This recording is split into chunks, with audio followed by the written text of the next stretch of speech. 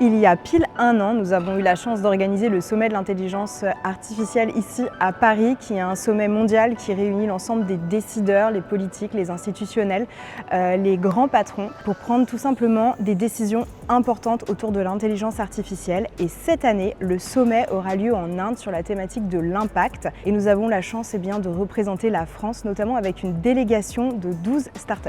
Innover pour innover, c'est pas forcément très utile. En revanche, innover pour créer de la productivité pour les entreprises, innover pour permettre le progrès au plus grand nombre, par exemple dans le domaine de la santé, c'est essentiel.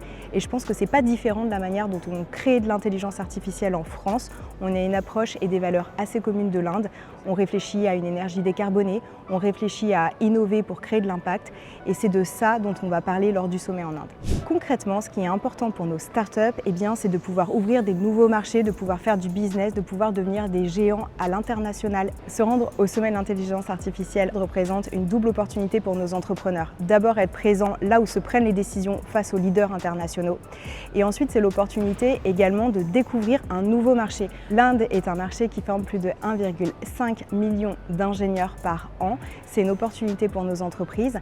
Il y a énormément d'habitants, c'est très grand. Et donc c'est un marché qui est profond. Des startups par exemple comme Blablacar ou Brut s'y sont déjà installés et sont déjà leaders sur leur secteur. C'est donc une opportunité commerciale à explorer pour nos entreprises.